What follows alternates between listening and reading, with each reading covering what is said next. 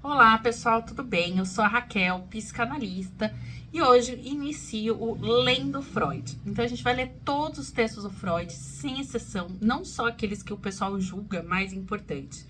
E aqui eu vou com vocês grifar, tecer comentários dentro da leitura. Vamos comigo? Então eu vou começar o livro do Sigmund Freud, Obras Completas, volume 2, Estudos sobre a Histeria, 1893 a 1895, página 19. Movidos por uma observação casual, há alguns anos investigamos nas mais diferentes formas e sintomas da histeria o motivo, a ocorrência que suscitou pela primeira vez, frequentemente, muitos anos atrás, o fenômeno em questão. Na grande maioria dos casos, não conseguimos determinar esse ponto de partida pelo simples exame do doente, mesmo quando é bastante minucioso, em parte porque muitas vezes se trata de vivências cuja discussão é desagradável para os doentes, mas sobretudo porque eles realmente não se lembram e muitas vezes não fazem ideia da conexão casual entre o evento desencadeador e o fenômeno patológico. Ou seja, o Freud está falando aqui que muitas coisas que nós temos, nesse caso ele está falando da histeria, a gente não consegue encontrar da onde começou aquilo. Então, por exemplo, depressão. Depressão, você muitas vezes não consegue achar o ponto de partida. Ninguém acorda, hoje estou depressivo. Tem essa frase que às vezes as pessoas usam, mas não necessariamente.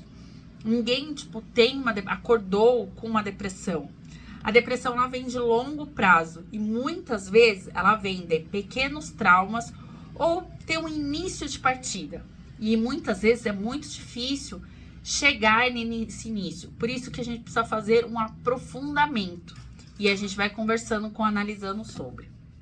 Geralmente é necessário hipnotizar os doentes e despertar durante a hipnose as lembranças do tempo em que o sintoma apareceu pela primeira vez.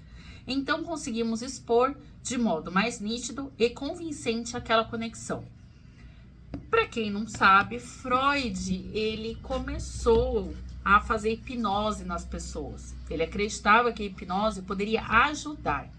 Só que chegou um determinado momento que ele não deu continuidade a esse tratamento da hipnose. Ele entendeu, segundo ele, que não fazia muito sentido, porque não resolvia a real questão. Não estou aqui para discutir se a hipnose é bom ou não, e sim sobre a nossa leitura, porque lembrando que o Freud não usou mais a hipnose por muito tempo. Esse método de investigação nos proporcionou em grande número de casos resultados que parecem valiosos tanto no aspecto teórico quanto no prático. No aspecto teórico, porque nos prova que o fator acidental é determinante para a patologia da histeria, num grau que vai muito além daquele conhecido e reconhecido. É evidente que na histeria traumática foi o acidente que provocou a síndrome, e a relação causal é igualmente visível nos ataques histéricos, quando as manifestações dos doentes permitem depreender que em cada acesso eles tornam a alucinar o mesmo evento que provocou o primeiro ataque. Já nos outros fenômenos, é mais obscura a situação. Nossas experiências nos mostram, no entanto, que os mais diferentes sintomas, tidos como os produtos espontâneos, por assim dizer, idiopáticos da histeria, acham-se tão forçosamente ligados ao trauma ocasionador quanto os fenômenos acima mencionados, transparentes neste ponto. Podemos remontar a estes fatores ocasionadores nefralgias e anestesias dos mais diversos gêneros, e que frequentemente duram anos, contraturas e paralisias, ataques histéricos e convulsões epileptoides, que todos os observadores haviam tomado por verdadeiras epilepsias petit mal. Petit mal, forma mais branda do ataque epilético, de curta duração e sem perda da consciência. Diferencia-se do grande mal, a forma mais severa, caracterizada por convulsões. As notas, aqui é uma nota, tá? Que tem um asterisco, isso aqui é só uma nota. E afecções da natureza de tiques, vômito contínuo e anorexia, que chegava à recusa de alimento, os mais variados distúrbios da visão, alucinações visuais sempre recorrentes, etc. A discrepância entre o sintoma histérico persistente por anos e o motivo único é a mesma que estamos habituados a ver regularmente na neurose traumática. Com muita frequência, são acontecimentos da infância que produzem um fenômeno patológico de maior ou menor gravidade para todos os anos subsequentes. Aqui, né, muitas pessoas perguntam, nossa, mas a psicanálise fica no passado, quer saber da minha infância. Na verdade, é que o passado se faz presente. Então aqui fica muito claro quando o Freud fala que alguns traumas que as pessoas têm vêm da infância. É de lá que começou alguma coisa. Então, se foi de lá, precisamos ir para esse passado para entender o ocorrido, para que o adulto saiba lidar melhor com ele. Muitas vezes a conexão é tão clara que fica evidente a razão pela qual um incidente motivador gerou esse fenômeno e não outro. Esse foi, de maneira totalmente clara, determinado pelo motivo precipitador. Tomemos o exemplo, bastante banal, de um afeto doloroso que surge durante a refeição, mas é reprimido. Então provoca náusea e vômito, e este persistente durante vários meses com vômito histérico. Ou seja, o que ele está falando aqui, né? Que o que ele toma, um exemplo, que ele fala que é banal, mas nada é banal, tá, gente? Tudo é muito importante. Por exemplo, durante uma refeição, acontece uma coisa ali, e aí sempre quando aquela pessoa olha para aquela comida, ela não consegue comer, ela tem vontade de vomitar e ela se sente mal. Ou seja, tá lá na infância uma situação que ocorreu com ela durante uma refeição e aí ficou ligada àquela comida. E aí ela tem o cheiro, tem asco daquela comida e ela vomita sempre quando sente o cheiro ou vê. Mas por quê? É um vômito que ele fala aqui histérico, porque não é a comida que tá enjoando a pessoa. É o que ela liga ao fato ao que ocorreu.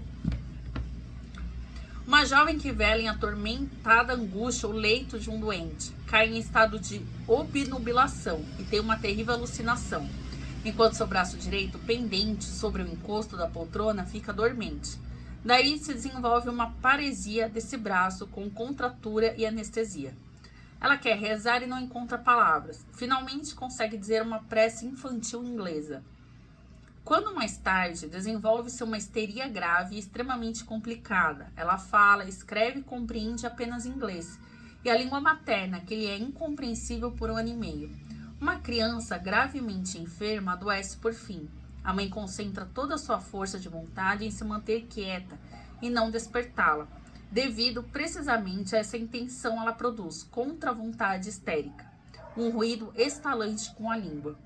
Este se repete mais tarde, numa ocasião em que também quer se manter absolutamente quieta e disso nasce um tique, que na forma do estalado da língua acompanha por muitos anos sempre que fica agitada. Um homem muito inteligente se encontra junto a seu irmão, quando este, sob narcose, tem a articulação anquilosada de seus quadris estendido. No instante em que ela cede com um ruído, o homem sente em sua própria articulação dos quadris uma dor violenta que persiste por quase 1 ano, etc, etc. Em outros casos, a conexão não é tão simples, existe apenas uma relação simbólica, por assim dizer, entre o motivo precipitador e o fenômeno patológico.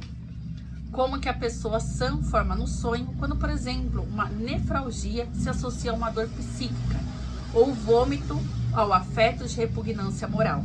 Estudamos doentes que costumavam empregar de forma abundante essa simbolização. Em outros casos ainda, uma determinação desse gênero não é compreensível de imediato. Entre eles se incluem precisamente os sintomas histéricos típicos, como hemianestesia, estreitamento do campo, divisão, convulsões epileptiformes e etc. Temos de reservar a exposição de nosso ponto de vista sobre esse grupo para a discussão mais pormenorizada da matéria. Tais observações nos parecem demonstrar a analogia quanto à patogênese entre a histeria comum e a neurose traumática, e justificar uma extensão do conceito de histeria traumática. Na neurose traumática não é o ferimento físico insignificante a causa efetiva da doença, mas o afeto do pavor, o trauma psíquico. Aqui que ele quer dizer? Às vezes, aliás, muitas vezes, o trauma não é o acontecimento em si. Então, por exemplo, fui lá, tropecei e me machuquei. E aí eu fico traumatizada com aquele machucado. Na verdade, muitas vezes, por exemplo, na infância, o trauma não foi eu ter caído e me machucado. O trauma foi, cadê as pessoas que deveriam cuidar de mim? Ou eu me machuquei e as pessoas acharam que aquele machucado era besta, era bobo, que eu não deveria chorar, que aquilo era idiota. Então, eu me sinto mal com a minha dor, porque os outros à minha volta sentem mal. Então, a dor se torna pior. Então, muitas vezes, alguns traumas que a gente passa na infância, na adolescência ou até na vida adulta, o trauma é uma coisa mais escondida. Ela não é o ocorrido em si, é o contexto do que aconteceu. Por isso que ele chama aqui de trauma psíquico. De maneira análoga, para muitos, se não para a maioria dos sintomas histéricos, nossas investigações revelaram causas imediatas que devemos designar como traumas psíquicos. Toda vivência que suscita os penosos afetos de pavor, angústia, vergonha, dor psíquica, pode atuar como trauma psíquico.